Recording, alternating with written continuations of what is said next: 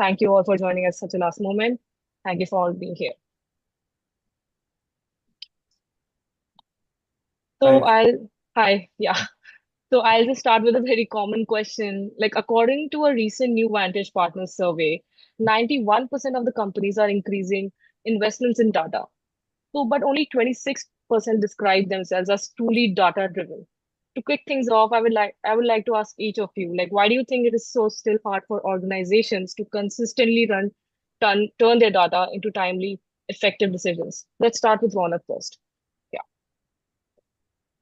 thank you, Anupama, for having me. And I think when we talk about data today, the irony is quite striking. We live in an age where we have more information than ever before. Yet, as you rightly said, almost 70 to 80% plus organizations still struggle to make confident or timely decisions based on this data, right? And with AI and analytics now, which has given us incredible processing powers, it's fast, efficient, and in real time basis. The real challenge lies actually elsewhere. I think ensuring data quality, and I think the second challenge, in my opinion, is also organization silos in how we operate as an organization, and how we are collecting this data in multiple data banks, data lakes, etc., which are a lot of times fragmented, not connected, are not talking to each other, and then that kind of leads to disconnected, disjointed data at different places, right? And then I think the final version also is also knowing when to trust automation versus when to lean on human judgment. Today we think that with AI coming on board, AI will do Hmm. everything for us, right? Hmm. But that's not the case. Like the whole point is there is reason why human intuition or gut feeling, as we call it, or the analytical skills that humans bring to the table is equally important, because the data collection that we do today is just gathering of data, right? But Right. insight drawing from that data for important and outcome-led decision making, is where I think the large gap is. So it's not a tech problem in my mind. It's a human problem. It's a leadership problem. It's a culture problem, right? And I think that's why this conversation it makes it so much more important. Right. Exactly. And connecting to this, like, I want to ask Sneha one thing. Like, your expertise in media strategy and partnerships puts you right at the front lines, right? Where data has to turn into actionable campaigns. So why do you think like organizations still struggle to use it, even they can do it for faster decisions? Thanks, Anupama. And as you Yeah. rightly said, that a lot of data dependency in my field, especially when I'm making a social media strategy, a PR strategy, or a social media strategy for the impact sector, a lot of our dependency is on social media platform data, which in a lot of times is, we do not know if it's accurate, we do not know if it's, if it's sacrosanct, and we should go by that data and make our decisions. And in my past experience, what I have tried and done is continuously test that data. If my dashboard is showing that 40% of my user base is people consuming content for the campaign that I've put out last week were women. Is that actually coming from women? So maybe I try doing a ask me now, or Mm. feedback or something like that on, say, an Instagram or a LinkedIn, to figure Mm. that out whether actually women are part of my audience, or is the data very accurate, and if my strategy is in the right direction. So I Right. think this dependency on larger platforms is really, really critical for us. And because a lot of our decisions post the social media campaigns that we put out whether it's partnerships or strategic planning, is completely based on this data. So yeah, I think continuously testing the data, filtering it out, putting out surveys. I think that at least it has helped me in my past work to understand if the data is actually accurate and if I'm in the right direction. Right, exactly. And for that balance and for the strike of balance, I have a question for Dhaval. Like, you have helped several consumer brands, right, embracing digital first strategies. So you can still see that organizations are still drowning in data, but still they are still like starving for insights. So why do you think that gap is still there in terms of data collection and meaningful action? Like, why is that? Dhaval, your mic is on mute. You have to unmute yourself. Yeah, there you go. Yeah, We live in a world drowning in data, yet yeah. starving for decision. The problem is not data or a lack of data. It's a gap between information interpretation and the action. For example, I come from a consumer goods industry where uh, the question arises that should we build the community or should we invest behind the mass advertising? That's Mhm. exactly where the human judgment comes in the picture. So the whole premise is the mindset. So the practice which I follow typically is that draw a clear consumer problem statement. Once you have the statement very clear, add the data to it. Is it making sense or not? Whenever we go across, we always talk about the sales are down. That's an observation. That's not an insight. So insight has to be why consumers are not buying, and it has to be backed up by the data. So if the statement is not clear, the data is just going to add the noise. It will not give you the real picture. Let me give an interesting example, which is pertaining to the India. So Mhm. India is now becoming a cancer capital of the world. So if I want to introduce something in a immunity-based product, uh, the data very clearly says that 30% of the cancers are coming from the top three states, which is Uttar Pradesh, Maharashtra, and West Bengal, and rest follow accordingly. And out of that, also 20 to 21% of the cancer patients are under age of 45, and that too the oral cancer. So if tomorrow, if I want to launch an immunity-based toothpaste, then I know where my media spend has to be, and I know the priority one, priority two, priority three, and my communications accordingly. So that's how you have to play with the data. So basically, we get obsessed with the data, but where is the interpretation? So every data needs to tell story. But before that story, you need to understand the consumer story, what they are thinking about it. We go Mhm. other way around. We figure out dashboards, reports, and everything, and then we go behind that. Rather, we first talk to the consumer, what they are saying, is the data is correlating there or not. So it makes Right. the story quite interesting. Just a Absolutely. quick question, sorry, Dhaval. Yes, yes, yes, Neha. When you say talk to the consumer, you mean how do you go about doing that? Do you actually go on ground or do you do that via campaigns or surveys? No, this is actually going and talking to them on the Okay, ground. okay. So you're going beyond the dashboards and the That's right. technology and actually going on ground. Yeah, Yeah. that's very helpful. Yeah. Yeah. And like marketing leadership, Ronak, like comes with a lot of pressure, right? Of making faster decisions from massive data sets. So like how do you personally address that challenge at 361? Sure. So I think Anupama, the key there lies in knowing what are the problems or challenges that we are solving, for which, like how Dhaval said, it's genuinely critical to first understand what are the consumer problems in the first place, right? Because if I don't know the problems, I don't know what I'm solving for. And if I don't know what I'm solving for, then I don't know what I'm looking in the humongous data sets that I have in the first place, right? So I think it's a Right. integration problem, right? I think what a lot of people end up doing is looking at data and looking at dashboards, like how Sneha said, right? But dashboards are essentially basically distillation of the data that you have, right? Which Right. can be used in decision making to drive outcomes. Right. So for us at 361, what we do is like Dhaval said, right? Interaction with our consumers is very high.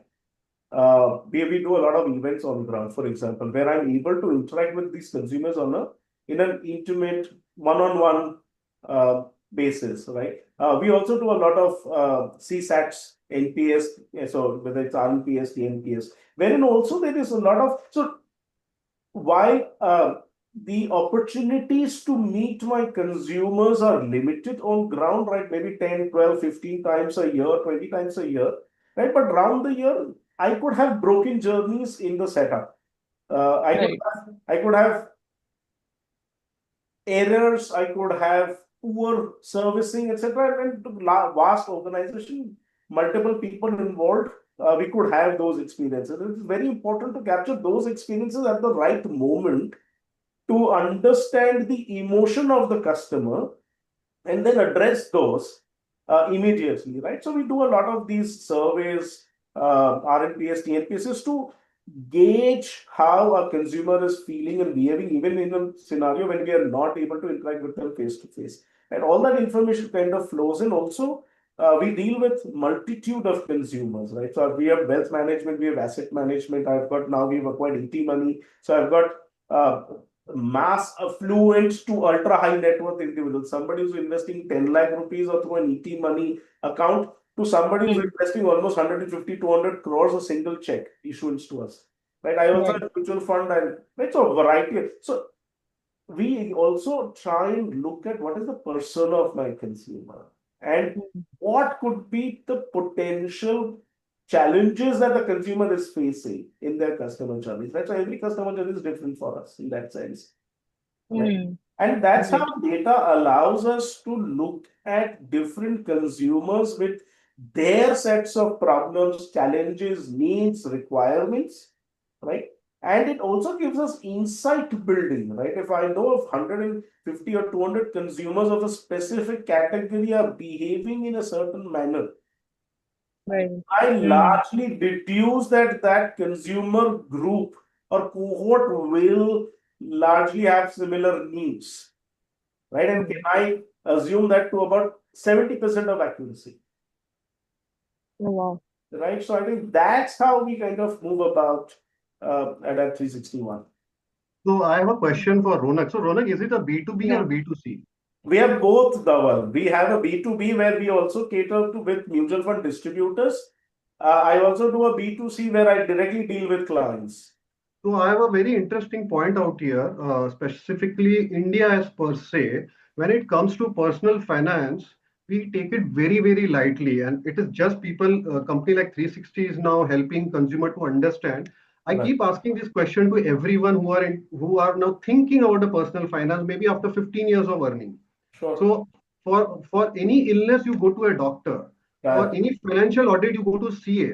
And for any designing of your house, you go to the interior designer. But when it comes to personal finance, why do you have to rely on family WhatsApp group? True. Okay, so Yeah. you have to talk to certified financial expert who can guide you from top to bottom. I happen to speak to one of the bike rider who happens to travel across the India on a bike. Right. He's just 25-year-old guy. I asked him, "Do you have a term insurance?" He said, Yeah. "Why the hell I need a term insurance? I'm just 25 right now." Yeah. Hmm. So he said, "How many siblings you are?" He said, "I'm only the one son to my parents." He said, "Tomorrow, if anything goes wrong in your ride, who will take care of your parents?" Yeah. So this was a small consumer insight. If you pick it up, make them aware. Listen, it's not about the personal finance start at the 35, 40. It start as soon as you start earning. True, absolutely, Dhaval. You've hit the nail on the head, and that's reality. Look at the insurance penetration in our country, for example, right? And data really tells us of the appalling story about how many billion people we have in our country and how many insurance policies are being issued. The good part is that government of India is reducing GST from 18% to 5% on insurance. So that's another fillip to That's be. Correct. Yeah. Yeah. Plus they've also brought in yojanas for the marginalized, right? So servants, rickshaw pullers, rickshaw auto drivers, where you can now get an insurance policy for as little as 500 rupees a premium. The problem with the Indian About society. 3 lakh rupees. Sure. The Hmm. problem with the Indian society is that till the time we don't touch 70, nothing is going to touch us. That's people living a foolish paradise. As the data which I told you about, we are becoming a cancer capital of the world, heart attack capital of the world, diabetes capital of the world. What else Hmm. information you want? No, Absolutely. I'll just add to this conversation here. I work for a media PR agency that deals with BFSI clients, so Yeah. insurers and wealth management companies, banks, etc. Now, they mostly come up with queries to understand what are the young people investing and where are they investing. So the way, and coming back to our topic on data, so we actually are now going beyond the regular social media platforms. You're looking at different social media accounts, whether it's Instagram, Reddit, and Snapchat, where actually people are discussing these topics. The younger people are talking about it, but they're just clueless about it first, how to go about it, because most of them are doing part-time work. The newer jobs are not giving that sort of insurance facilities. Second is that I think there's also an issue of having the ability to pay the premium. So these are all conversations, data derived from platform based on engagements and the kind of conversations and communities that we are seeing on social media platforms. I don't want to Hmm. single out one and talk about one only, but these are topics that are being discussed. But there are also challenges, as I said, the younger crop coming into the workforce, I think, does not see this as a priority or realizes only when a COVID hits them. But there's also a challenge of the premiums, the salary is not matching the premiums, etc. So just from the insight gathered from the work I've done so far, I just wanted to add Yeah. that. So according to you, the biggest roadblock, is technology, people, or culture then? What do you, if you want to summarize your point in that way? I think it's behavior, Yeah. right? Which essentially is a mixture of people and culture, right? But I don't think tech is an issue, right? We didn't have technology earlier, right? Mm. Look at the human race that has been evolving for so many years. Where was tech earlier? There wasn't a tech earlier, right? Forget Mm. too far away, about 20 years ago. Mm. Where was tech, Mm. right? But Right. people were buying insurance and people were consuming, right, in the way, and people were banking and people were doing everything, right? Mm. But they found a way Right. to do it. Maybe it was tedious, maybe it was challenging, right? But it still happened, Right. Absolutely. right? So I think And it's behavior, and like Dhaval said, right? I mean, cancer data, etc. Uh, yeah, Insurance is a classic behavior issue, right? The quintessential question: why do I need it? Mm. agreed, Right. agreed. And Sneha, I have also noticed that you have guided brands to collaborations where timing is key. Timing is everything, right? With data pipelines often being slow. How can Mm. leaders ensure that they don't miss that critical partnership opportunities because decisions took so long? What's your take on that? I think data monitoring and evaluating and studying data should not be a last minute call when there's a project in hand. At organizations where I've worked so far, whether it was a consumer tech app, especially where, a lot of brand collaborations would happen, data monitoring was a regular exercise. Every Monday or, Monday call or something like that, we would discuss data, whether it's the number of users that have come on board, what kind of users, bifurcate the user groups, what kind of news consumption is happening. And this I'm talking about daily hunt. We would regularly monitor data, and Yeah. not because there's a campaign or there's a brand collaboration on our plate, and hence let's look at data. That was a regular exercise where everyone associated, from partnerships to finance to content programming teams, were looking at data as a regular exercise. Hence, when any project, any big revenue opportunity would come at the doorstep, we would be well prepared to take on that opportunity, saying that this is what we have, and maybe we can improve this number by adding so and so forces, and taking action towards it, so that we get this campaign going. So I think data should not be like, okay, today there's a collaboration, let's get the data. It should be a regular, a business as usual, part of business as usual activity. That's my take on it. Yeah, I absolutely agree with you. And putting this point with connection, I have a question for Dhaval. Given your background in brand transformation, right? How do you see the marketing leaders balancing creative intuition with the push for data-driven decisions? Do you think often they outweigh each other? Okay, so let me give an anecdote to this. So Yeah. if I want to lose the weight, uh, typically I'll keep hearing is that I need to do a diet, focus on my diet, reduce my diet. And Mm. like 80% is diet and 20% is workout. So that's not how it works. When it comes to marketing, it is 100% of the data and 100% of the consumer insight. So Mm. it goes hand in hand with each other. So if my data is saying something, then I need to go back and talk to the consumer. If my consumers are saying something, then I need to go back and check with the data.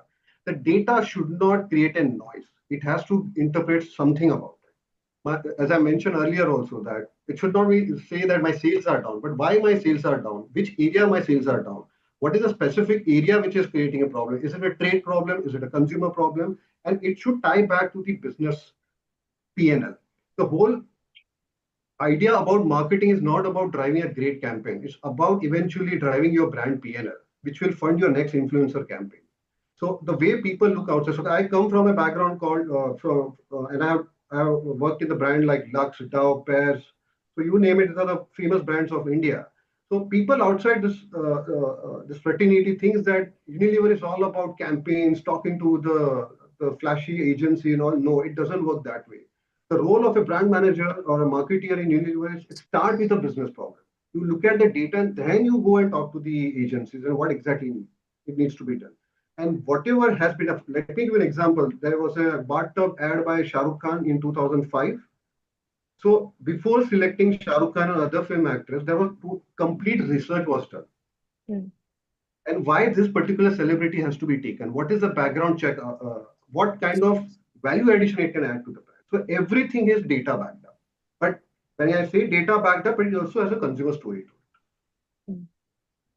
Absolutely. Yeah. Now, I mean, the storytelling plays a huge role in data decisions. Again, it is a very cliche word which has come across and which I keep seeing on a LinkedIn title. People say that storytelling, storytelling. I'm a Yeah. storyteller. Is it? Yeah. Storyteller is Javed Akhtar, not marketeers.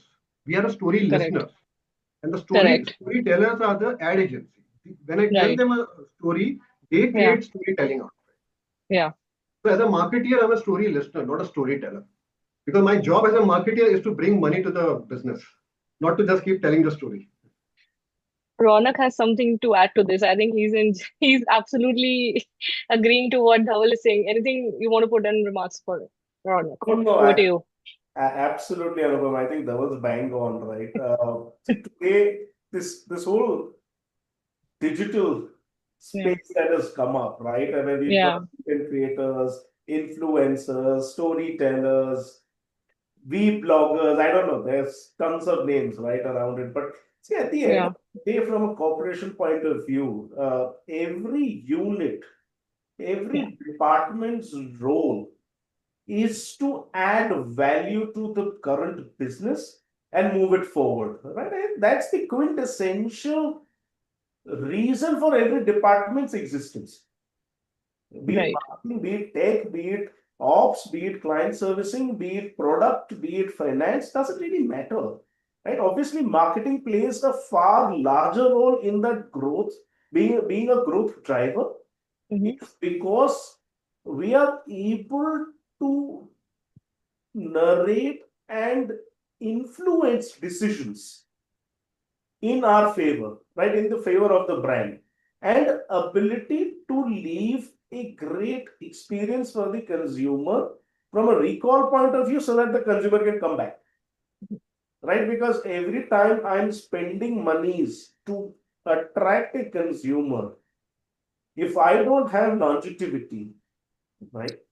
Mm. Then we are just going around in circles, and thus data essentially allows us to look at saying, okay, what Mm. we want to talk about, where is the consumer pain point, what is it that plaguing them, do we have a solution as an organization which we can provide to the problems that the consumer is having, and can we solve their problem? Businesses core existence is to solve problems for consumers, right? Whether it's Yeah. FMCG, whether it's wealth management, whether it's insurance, whether it's doctors, pharmaceutical industry, doesn't really matter, right? They are all existing is to solve problems for individuals and humans. Yeah. That's the key, right? And then Mm.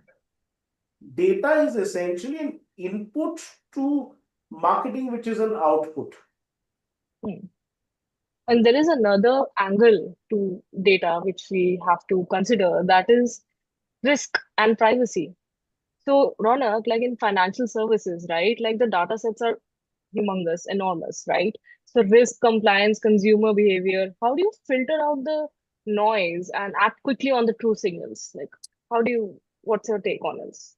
So, well, on the wealth management side, it's actually very simple. We straight up ask upfront to anybody who's visiting our digital assets, for Yeah. example, or reacting to any of our Yeah, campaigns. being B2B and B2C, like how do you differentiate that? Right. So I'm talking about B2C first, and then I'll come to Yeah, B2C. So the B2C, absolutely. any campaigns or digital assets where the person is leaving, say, a information set, right? PI Right. information for us. We are very blatant in asking, saying, okay, what is the quantum that you're looking at investing with us, right? Hmm. I would, I mean, there are ways of doing it. A lot of companies don't do it. We found this to be the best way forward because it saves the consumer a lot of time and agony, and it saves us a lot of time and agony and energy in kind of having conversations. The moment I know exactly what the quantum that they are looking at investing, I am able to direct that query or lead to the right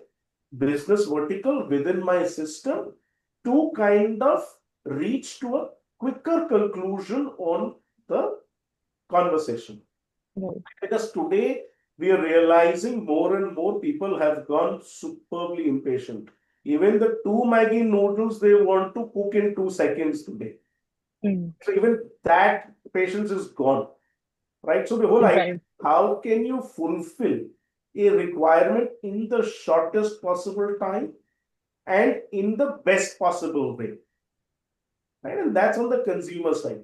On the B2B side, obviously the challenge, obviously the whole process is very different because there it's slightly long-term dialogue, matching of because there when we're talking to a B2B, so when I'm talking to my mutual fund distributors, for example, it's not about what I have to offer to him or her, but it's what I have to offer to them, which will add value to their consumer, right? And Hmm. so that's the journey that I have to quickly establish and kind of bring to the table of saying, okay, what are the consumer sets that you're dealing with? Are you dealing with professionals, housewives, entrepreneurs, small or medium enterprises, large corporations, etc. Right? So quick understanding of their universe to be able to say, okay, if you're dealing with this set, then these are the funds or products or opportunities that you can quickly take, and it can be a win-win situation for all three parties in the process, right? But Right. that's how essentially, and then again, risk, as a financial services firm, we run risk at every breath we take, right? Because if somebody that we might be irking or is not happy with the outcome that Yeah. we've suggested, right? And I think in that front, in the last 17 years of our history, we're extremely proud that we've not had any large, major, or any kind of such challenge or issues with any of our consumers, any formal complaints gone to any of the regulators, because that's a measure for how we are managing risk and how we are Yeah. managing expectations. And we're very clear with the customer saying that we don't work on a return basis. Typically, Indian consumers, when they want to come and invest, अच्छा आप क्या return दोगे? Right. That's the first question. Yeah. Got it. That's Yes. something that we completely stay away from, saying that, sir, we don't commit any return. Right? What Yeah. we do is we will build a financial portfolio based on your risk appetite, financial goals, age, other factors. There are multiple factors that kind of get involved when we are working with a consumer. Right. And that was really insightful. Like, Sneha, let me bring you in here. Like, you are working with like a lot of media strategies and your focuses are on partnerships, right? But sometimes data might suggest a certain direction. So while partnership instincts might pull away in another way. So how do you reconcile those conflicts when advising clients? So the kind of partnerships I work for are media platform partnerships, where Right. we we suggest our clients to participate in certain media campaigns, and tell them that these are the platforms they should be investing their time and energy and resources, and regularly take part in their campaign activities. So in situations like this, I think what we tell them is that, okay, the data might the first thing that they say is that, we need immediate returns, we need immediate numbers. In directions like this, when situations like this, we tell them that, okay, you might not get immediate numbers right now, but we give them we give them the larger picture. We also give them examples of campaigns that have similar campaigns that have worked on other platforms, or with other companies, Hmm. where they have carried out a similar campaign on that particular platform and they've seen results. So what we really convince, and we try to convince them in most cases, is to have the virtue of patience with some campaigns, because while they immediately seek numbers, we tell them that the kind of numbers that they're seeking, we show them data projections from successful campaigns that have happened. I also work on with nonprofits where partnerships are more of stakeholder management partnerships. So these are not related to media. In those cases, I think it's also, apart from just the data and, just where what is matching, we also look at facets such as, the organization structure, the kind of funding that the company has, the kind of team that the company has. So I think just data alone does not factor in when we do partnerships in the nonprofit sector. It's also a lot of other attributes which are related to the organization and the reputation of the company that it comes with. Absolutely. Like, I agree. And in terms of the factors, right? Some factors, I want to ask something to Dhaval, right? Like, let's bring in talking from a brand and a digital perspective. So many brands invest in real-time dashboards, but studies says that they are like less than 30% of the insights get translated into campaigns. Why do you think that's the last mile of decision making is so tough? It is a mindset to begin with. So just to Okay. add Ronak and Sneha, so we keep talking about at least in Unilever. I'm not so sure about other organization, but Unilever we talk about ROMI, which is return on marketing investment. But I go one more extra mile, which is a very typical Marwadi way of thinking. So it's Romi. Romi can be happen in 6 months, 6 years, 60 years. That does not solve my problem. So the next level for that is a ROTI, is a return on time invested. The amount of money and the resources which is going behind any particular campaign. What is the time I'm investing behind it, and what is the return I'm getting there? So the challenge for the marketer, and one of the biggest skill set for any marketer right now, he has to be a forward thinker. He is like an astrologer. He needs to predict future. That if I do this particular collab, if I put particular money, what kind of outcome I'm looking at. So that vision has to be very clear. So what Hmm. happens is that we get obsessed with the daily reports, daily sales report, what happening, what's not happening. But what is the information we are juicing out of that? And that's where the mindset comes into the picture. And as Ronak rightly said, that it's a culture which has to bring into the organization. It comes from the top to bottom. It doesn't go from bottom to top. So entire organization, if start talking in the language of the insight, and insight can come from any possible source. It can be data, it can be consumer, it can be a conversation over a coffee also in the organization, or it can be a good, or probably at the canteen also. So as a marketer, we need to be obsessed with observation, which is leading to the insight. And another problem out here is the people get confused between observation and insight. Hmm. So if my Right. sales are down, it's an observation. But what is the Mm. real reason behind that? So that's very important. Yes. I just want to add to Dhaval's point here that, the Yeah. obsession with numbers and reports, daily reports, that's also Hmm. part of our, when you're working with an agency or with a app, that's also part of our daily tasks.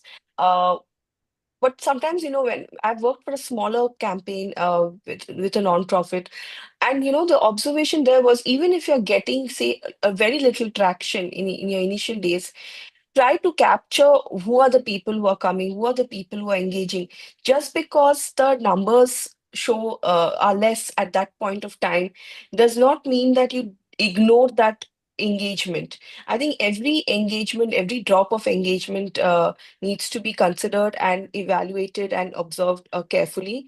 And you never know what kind of insight you might get from that particular engagement. So I just feel we are very little obsessed with, especially with when in respect to social media, that the numbers should be numbers aane chahiye. But when little numbers come in, at least don't ignore that and try and capture the most, juice out the most amount of information out of it. Absolutely. That was such a valid point to make. I completely agree. And in terms of the essence of capturing is absolutely important in terms of data, right? And like for example, culture is key, right, Ronak? And how do you build a marketing team? Like for example, observation and insight we were just talking about, right? So how do you build that team where data is not just hierarchy, is just a gut feeling, or is it just guiding decision making consistently? How do you put it that way? Well, we are an organization of 1,400 people. We have 1,400 marketeers eventually at the end of the day because everybody has an opinion on marketing. Color क्या use होना चाहिए, font क्या use होना चाहिए, design थोड़ा इधर उधर तो मजा नहीं आया and all that. And I think Dhaval also, I'm sure, must be. Yeah, in that case, Unilever has 20,000 employees, so 20,000 marketeers. Yeah, So yeah, so I think uh see it used to be difficult earlier, but I don't think it's difficult anymore. Because I think more people in the marketing realm are now not looking at just cute creative designs, but also looking at information, data, knowledge, business outlook, right? To be building a more holistic marketing approach, right? And increasingly, at least in our setup here, you know, the conversations with the senior leaderships are far more business driven than campaign driven. So campaigns are an outcome of business challenge that we're trying to right. solve, for example, right? And I think that's the narrative. Then it becomes very easy to hire people because then you're not hiring people for skill sets, you're hiring people for attitude and the mindset they are bringing to the table, right? And then Right. that then allows us to build a great culture of right attitude and mindset, the ability to learn, ability to innovate, ability to fail. I think for us, that's very important. The team fails a lot. And then that allows us to learn a lot. So fail fast, fail quick, turn around, improvise, and move forward, right? And and and thankfully the organization is very high on risk taking as a because we come with a very entrepreneurial mindset, even though we are a publicly listed company, right? And then Yeah. that allows us to ensure that with small amounts, small budgets, we are able to do a lot more, innovate, and then that's a culture that we build in the team, right? And then the moment we build that in the team, then it's very easy to kind of take that out in the marketplace. Yes. And then I think another reason also, quickly adding that is also uh, the agency partners that we work with, right? Literally live and breathe the brand for many years, so there are no frequent changes, right? And that also Right. allows us to stay relevant and change with the times and evolve with them. Just to That, add to the Ronak's point, yeah. I just have a fundamental question, and it differs from organization to organization because I have worked, aside from Unilever, I worked in retail industry as well. So what happens in Unilever, the marketings are like king. So they call the shots, and sales are the support function. Other way around, I'm not sure about Ronak if you can help me with this. In other organizations, it seems that marketing is treated like a support function. उनका काम है emailer बनाने का, brochure बनाने का और poster चिपकाने का. Yeah. Guys, give me a break. So today we are living in an attention economy. My sales guys are not going to bring attention for my consumer. The marketing folks are going to bring the attention. So the marketing funnel has changed completely. Earlier, it was just an upper two layer. As a matter of fact, a triangle has got inverted. So now it's an inverted triangle, which means the top 4 5 priority comes for the marketing guys, and balance to whatever is left is the sales who goes and talk to the customers. So the job of a marketeer in this attention economy is tremendously pressurized and quite interesting at the same time. So we are living in the world where data is not only helping us, but it also gives a good compass, which will help my sales guy to break the business or probably crack the deal with the consumer or customers in case of B2B. So, so the whole point out here is it's not about support function; it is a main function. And I wanted to put it very loudly out here that marketing is not a support function. So I really agree with Yes, the ma'am. Dhaval's point because I've Mm. worked for smaller setups where marketing and communications, they kind of are treated like, okay, your work is not the main job, the main core job is happening somewhere else. But it's very important for the marketing team to really have access to data, or not just the data, even the conversations that are happening in terms of strategy, in terms of the verbiage that's used by the organization for other functions. So I think that also helps helps with campaigns and content that you're creating for the brand, whether it's a B2B or a B2C brand. So I think this working in silos and treating marketing as like, some separate team, that they are this separate team and, you are working separately, that does not work. I think it's the fulcrum of everything that's happening at the organization. Yeah, and Sneha, like, I mean, looking at your work in the new media, right? Like, how do you think the next generation of tools, like, say, AI-powered analytics dashboards, can empower lean teams to, like, move as fast as big players with larger data resources? I Can you think just give enlighten us? Anupama, the non-profit sector, especially, they don't have a lot of organizations, don't have the budgets to buy or take subscriptions to very expensive data tools. But with a lot of the free tools that are available, a lot of the data crunching tools that are available, I think the not-for-profit sector will really benefit because most of the time they have work in very lean structures, and their data is very, very critical for them because they're also capturing not just the data captured by the organization, but they're also looking at data from government resources and other external sites as well. So I think for leaner structures it really helps, especially with a lot of the free tools that are available. But uh, the the core remains the same. I mean, you might crunch the data, you might, segregate the data, but what you derive out of it, that basic formula still needs to be fed into the younger generation, older generation, be any generation. I think that core support, the core emphasis on analyzing data and what to make out of it and how to kind of put it into execution still remains critical. Yes, it is definitely critical. And talking about critical, like, Dhaval, like you have often worked with the intersection of performance marketing and consumer engagement, right? So, like with AI promising to simplify complexity, like, do you see AI tools genuinely helping marketers making quicker calls, or are they just adding another layer of dependency? Okay, that's a very interesting question. So what will happen? AI can help you in spotting the pattern. AI can help you which consumer will churn next. But Right. AI will never able to answer you why. So the why will come from a human judgment. So yes, I would strongly say that AI will help, but you can't depend on it. It will help you Yeah. to it will help you to validate your data, but the why has to come from me or person like Ronak or Sneha, or in that case any marketer. So all these tools are here to help you, not to rely on it. Yeah. Yeah, I mean, absolutely. You want to add not something, Sneha? Yeah. yeah, it's just not data, right? Like even people today are saying, social media, we use AI to make content, make captions. I mean, if there's no human touch to it, there's no human sensibilities to it. I don't, work becomes simpler, yes, work becomes faster, yes, but without the human intervention of critical thinking, all these tools will not be able to successfully execute their tasks.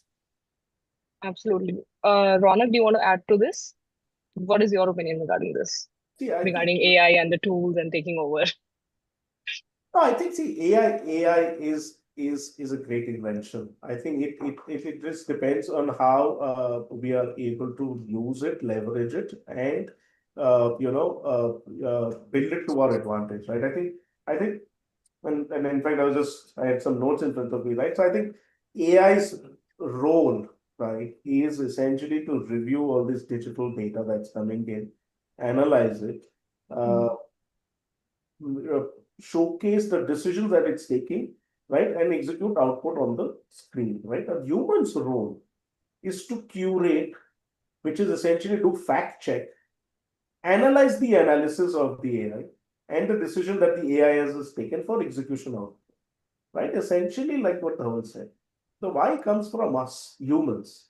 I don't think AI has reached, at least today, it hasn't reached a stage where it can outrun human intelligence, or more importantly, the intuition that the humans are able to bring to the table, the gut feel, as we call it.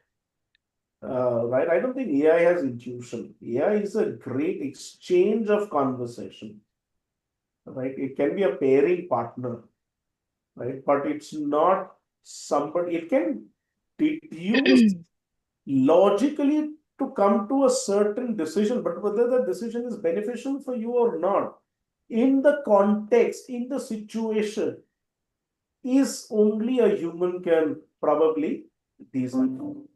I think so that's where it kind of works. So from the How do brand you? perspective, I Oh, will just sorry. Yeah. add to the Ronak's point. Yeah. Human interpretation still matter for brand positioning.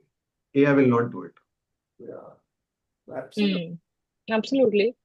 So, like, how, like at 361, then customer insights may, like, of course, play a huge role in personalization, right? So, how do you balance that need to use data creatively while also keeping that regulatory check and ethical considerations in mind? How do you do? Yeah, I think it's very simple. You have to look at the human side of things. See, we for us, data is important, but relationships are far more important. We are a very True. relation-driven organization. Yeah. Okay. Data is important for me to kind of possibly create those moments of wow, right? If I know, say a certain client loves football, can I send them to a football match that's happening somewhere? And if there's some footballers in the country who's come down, and can I get a private session with them or something like that, right? So those are experiences that I'm able to curate based on the information that I have. Yeah. But at the end of the day, why is the customer coming to me? Not to get those football matches, right? But he's coming to get the alpha on the portfolio that he's investing with me. Right? Correct. And Right. that's primary. Mm, But there, obviously, it will be a mix of data and my fund manager and my CIOs and my equity experts and all my product experts, mm, right? Which is essentially a combination of human and in certain cases, maybe some machines also, right? mm. But yeah, so in terms of how we engage with our audience is largely relationship driven. Exactly. And in terms of like this context, like I want to ask Dhaval one thing, like as a consultant, right? Like you have seen companies at very different stages of data maturity. So what are the best practices of all the common aha moments? Like have you noticed when brands have finally started converting data into that actual business outcomes? Actually, it's not correct. Everybody enjoys the data. So right from top to bottom, even the Right. security guard enjoys the data. कि आज मेरा इतना Hmm. count हो गया है. So Right. the thing is that the culture is there. The problem, as I mentioned earlier in my note, is the interpretation of it. Right. So interpretation is also happening coincidentally. The Hmm. problem is to bring that cultural mindset that every day it has to be part of our life. Like for example, you keep enjoying 400, 300 slides of a new campaign shared by four different agencies. But if I give you the 300 slide of a data, you sleep definitely. Or probably it Yeah. will look like a Tare Zameen. So the whole moot point is now every organization is moving toward a direction that data is not just a report card. It is a Hmm. decision compass. So that aha moment is already happening in whichever form it is. And yeah, be it a small organization or large organization, again, the data comes with a cost and it is very heavy cost. So So the roadmap for any organization, so whatever data it is there, they have to be very crystal clear in their mind. What are the data I need to look at it? And it just Right. not be a sales are down or sales are up. It has to go a Right. little beyond. So the aha Absolutely. moment, what you're talking about, Hmm. is already happening, and it can be in any form of small. Hmm. Yeah, and just to add on that, what Sneha told, that a non-profit Yeah. organization, initial success is there. So that's an aha moment. And what you do with that initial success, it's, it's a job of a marketer to immediately tap to those success. See, the whole point is that we keep going behind a failure. Acha, we failed in that, now this is a learning out of this. But we Hmm. fail to understand the success also gives you tremendous insights. And as a best practice, which I follow myself also, that whenever there's a success, I do my checks there. So what I made it right, why it got successful, and what are the thing I can learn from here, and I can move to the next level, and I can add +1 to that success and make it a double success.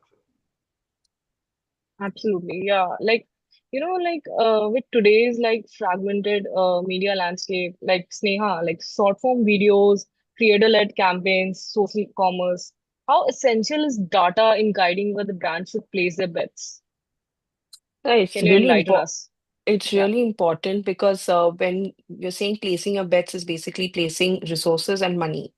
Not every brand has the intention or the bandwidth to spend money on various platforms. So, as a marketer or as an agency, or even if you're working for a nonprofit, single-handedly, so it's our job to kind of tell that this is the platform that works for you. How do we do that? We look at case studies of certain other similar organizations that have been on certain platforms and have run campaigns. Or if you're already doing campaigns on say 4 to 5 platforms, and you're not seeing results from a particular platform as much as you're seeing from another platform, then you try to kind of balance it out and put your energies where you're seeing more results. And that is all this is data driven decision making that happens from time to time. So I think selection of the platform, how much money you put in, how much resources you put in, all that decision making happens from the data that you derive from the platforms themselves. And again, in the in the field, most of the fields I work for, it's very dependent on the external platforms. So we have to depend on the data that it's giving. Yes. And on that, I would like to ask one advice from Mr. Ronak, like as a marketing leader, right? Like you have seen firsthand how fast the ecosystem is shifting. If you had to give one piece of advice to the peers on building data-driven leadership cultures, what would it be? I think one advice is essentially look at the evolution, right? I think that's very important. Whether it's the organization evolution, whether it's the department evolution, whether it's the customer facing evolution, right? So essentially, what I mean is how the bricks are moving, right? And so, for example, very quick example, at a 361, for example, we started with physical engagements, right? Which was reliable. As we grew larger, we moved to digital, right? Which allowed us scalability. And today, we are now building ecosystems, right? Which is next level or higher than digital, right? So I have a problem first mindset, right? Because data can give you information, but if you don't know what information you're looking for, the data is gibberish, right? Right, So the data can answer queries that you may have with relevant information and insight drawing. So have the questions ready, have the problem statements ready, and then go to data to see, okay, if I have this problem statement, what is my data telling me? And then how can I corroborate it? Because I think that's very important. A lot of people just look at question, look at the data, and conclude. The corroboration doesn't happen, right? So you go back to your consumer set to corroborate, saying this is our understanding, is it right or wrong? And then right. you build your solutions around that. Yeah. Would you like to add to that, like Sneha and Dhaval, like what will be the one piece of advice to the organization struggling to bridge that one data to decision gap? What it would be? Let's start with So, Sneha. And Oh, I, oh I no, no, let's start with Dhaval. Dhaval wanted to speak. Sorry. Okay, no Dhaval, let's problem. go. it's okay, Yeah, Sneha, to do this. yeah. Okay, go Sneha. Go.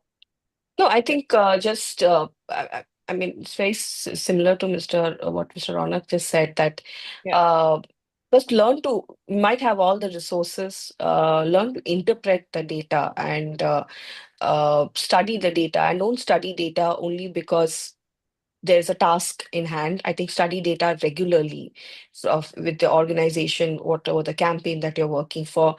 Make it a habit. Don't do it because there is your boss sitting on your head, or Mm. there's a campaign, or there's a SOS, the situation in the organization. That would be my 2 cents. Please add your advice, Yeah. Dhaval. Oh, sure. So, Yeah, the first of all, the statement itself should not be the made that how the organization should become a data-driven organization. It is right. always has to be a consumer-driven organization. Yeah, So the culture has to be talking about the consumers, and only consumers.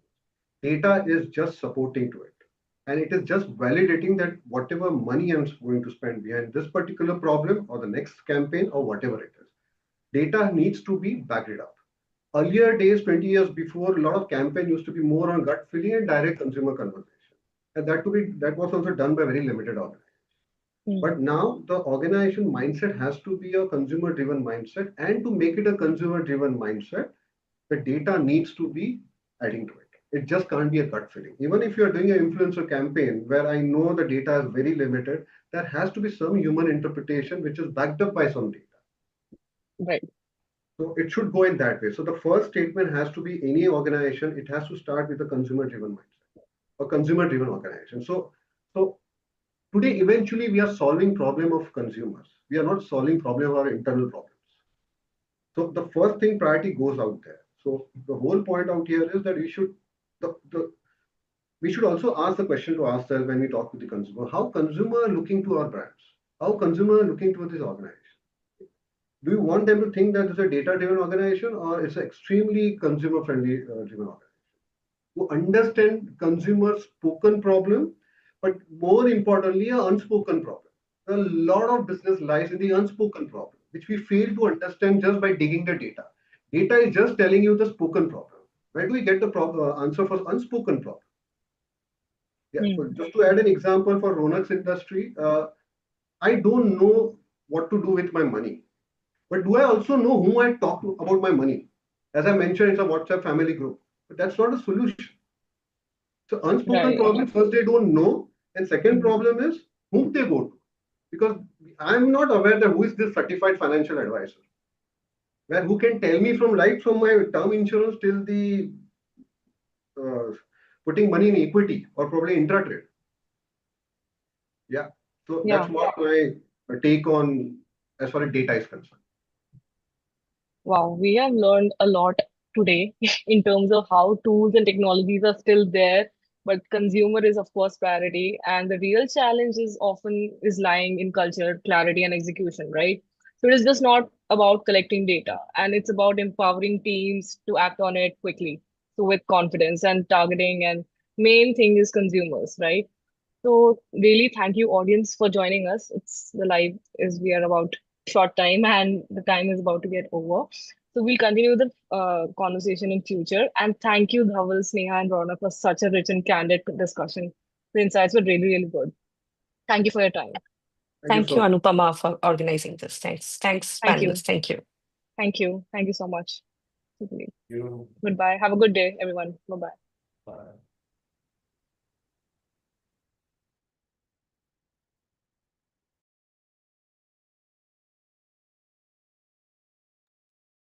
So, live बंद कर दो